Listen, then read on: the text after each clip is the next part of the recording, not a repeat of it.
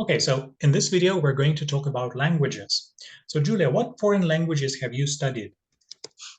Well, I suppose I can say that I've got a long history of languages that I have studied, even though I haven't studied all of them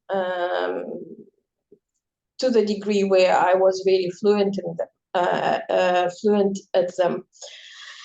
Well, it all started in my childhood, where I was supposed to study German as my foreign language at school, but unfortunately our German teacher got sick right at the beginning of the 5th grade, and she was not in for the whole semester.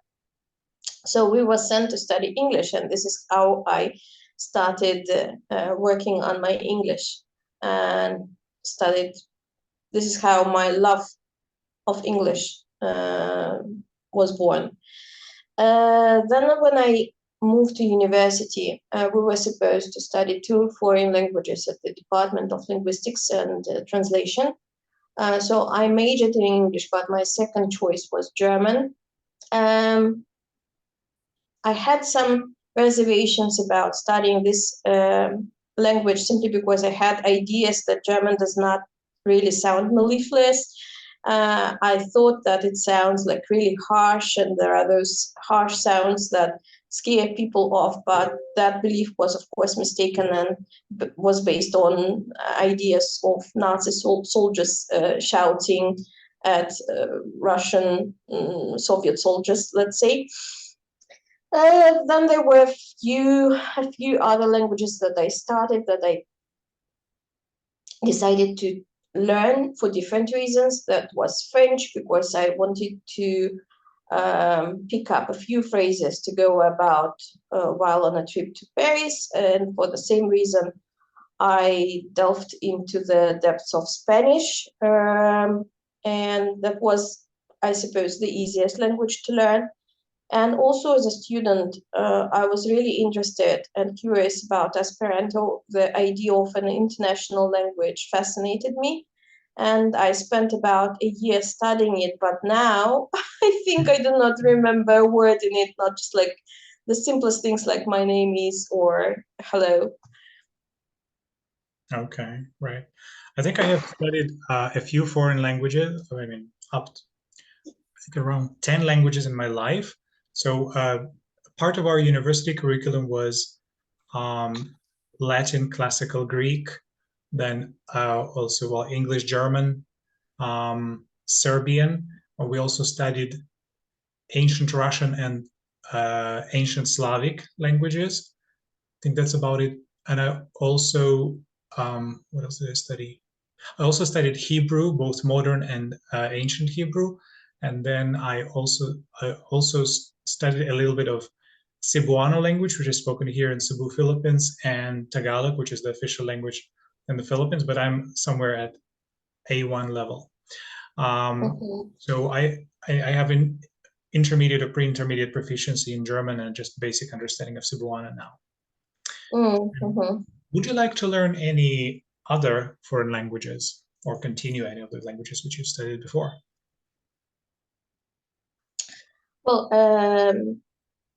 learning is definitely an activity which fascinates me, and I certainly derive pleasure from learning things. But these days, I think I'm, first of all, too old, and too busy to be learning any foreign languages and even to be wishing to master a foreign language. So I would probably say no to learning any other foreign languages, but what I'm really passionate about is still advancing and perfecting my English. So I work quite a lot on it. I try to progress. I try not to skip even a single day without English, simply because I know that if I stop just for a day or two, the regress will start. Okay, yeah. And I would like to learn more foreign languages. Like I'm now choosing between Chinese and Spanish, because during my Delta course, we were told that after you reach somewhere like around the age of 40, it becomes virtually impossible for you to reach C2 level, I mean, from scratch. That was like one of the things we were told. And I thought, okay, maybe that's a challenge for me. So I need to achieve C2 level in either Chinese or Spanish. But I just cannot find the time to do that because I still work on my English, and there is still room for improvement, especially in writing. So and I can monetize this knowledge, unlike maybe Spanish or Chinese. I mean, it's much easier right now. So that's why I don't start. I haven't started yet, but I think I hope I will. If I relocate to one of the Spanish-speaking countries or to China, which is hard now, but who knows? Maybe I'll publish in China as well for a year or two in the future. So yeah, I will study one of these languages. And so yeah, I just wanted to add that I think that there has been research which claims that it's virtually impossible to achieve proficiency in several languages if you study them simultaneously, simply because our brain does not work in the way where you can excel at several things simultaneously. If you want to be really proficient at one particular language, you need to drop everything else and then focus on it solely, and only then you will be really, really proficient. I suppose this is about pretty much any sphere of knowledge. You can have expertise only in certain areas, simply because it's a matter of time, it's a matter of focus and attention, and this is why we can be fluent in languages, but proficiency is a totally different thing, right? Okay. So the next question is, why did you choose to study that language? You can speak about English or any other language you wish. Well, speaking of English, actually, it was not a matter of choice. That was through sheer luck and I don't know, like coincidence. As I have already mentioned, my German teacher was sick, and we were sent to the English language classroom, and the teacher there was not very welcoming, simply because she had already had quite a few classes with everyone else, with my other classmates, and they were more advanced in comparison with us, who were, like loitering about in the school canteen doing nothing, and having fun, all the fun that school children can have when there is not a class. So we were lagging behind. We had huge issues and problems with English. And I don't know, I think that it's still a miracle that I actually picked it up and progressed over time. But I suppose this is my natural flair for languages and my love for studying that helped me progress quite quickly. And again, my decision to enter the Faculty of Linguistics and Translation was based on following in my neighbor footsteps. So the new faculty opened at a local university just a year before I was supposed to go to university. I had no idea what I wanted to do. And so the easiest way was to copycat, you know. And since she entered that faculty 1 year prior to me, I just said, well, if she studies that, why can't I? I was quite good at English at that time, and so it was probably the obvious choice. So this is how I ended up being an English teacher and a lifelong English language learner. All right. Yeah, okay. So I'm thinking of learning Chinese because I'm intrigued by the sophistication of this language and the way it sounds. So it could also be a valuable asset to my career pursuits, who knows? And similarly, I'm also choosing between Chinese and Spanish. So I'm thinking of learning Spanish just to expand my horizons and enhance my understanding of the Latin American culture. Okay, how long have you been learning that language? Well, I suppose we started learning it when we were in the 5th grade. That means I was about 10 years old that time. That means that I've been studying English for more than 30 years. now. Oh my God, that's a whole like a lifetime, right? But again, we need to actually define what studying is.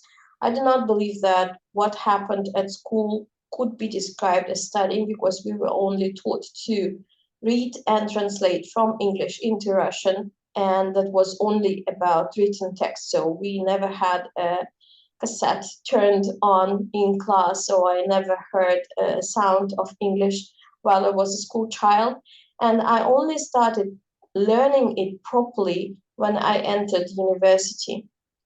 This is when my proper education kicked off, and I suppose the basis of what I know now was placed and was begun there and then at university. Okay. Right. I would say that I've been learning English for over 25 years. Am I right? Yeah, for a quarter of a century, maybe even 30 years. And when I was in my early 20s, I could pretty much understand everything when I watch the news or watch some films, and I could say pretty much anything I wanted. And I thought that, okay, I've reached C2 level proficiency, and that's enough for me. So I don't need to study anymore. And in my university years, English was very easy for me. So I didn't study much. I got excellent grades, and I was happy about it. But then after quite a long time, I think more than 10 years, I understood, for example, that my writing skills are quite weak, and I cannot produce different genres of texts like effortlessly, and I really need to learn it because prior to that, I had only been writing maybe text messages to my friends in English. That's it. And then after I started specializing in IELTS, I think my vocabulary doubled after that.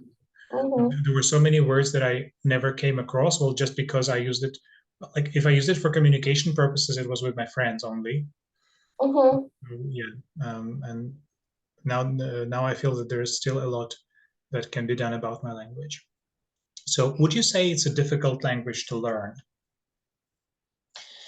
Well, English is not considered to be one of the challenging languages to learn, simply because, but it depends. I think that it must depend upon who's learning it. If we are talking about, let's say, a Westerner who is familiar with the alphabet and the structure of the languages, that is quite a smooth crossing, right? It must be quite easy as ABC, as they say. But if we are talking about someone whose mother tongue is from a completely different language group, like someone from Asia or an Arab, it could be quite challenging. At the same time, there are a few things about English that drive language learners crazy, like spelling, which sometimes is absolutely inexplicable to students. You hear one thing, but you have to spell a completely different thing, as is actually described in this saying. You say Liverpool, but you write Manchester, right? The system of tenses is quite complicated as well. But also, just like in any other in any other language, the sheer mass of the vocabulary could be quite a problem for students. English language is one of the languages which boasts really vast vocabulary, and the collocations that you have to learn, that you have to master to be completely fluent and to sound completely natural, is also something that many students dread. Okay.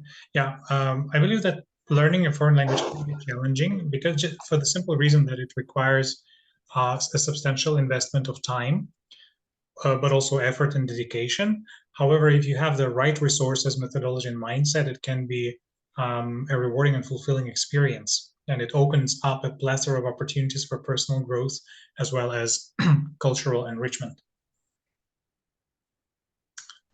Okay.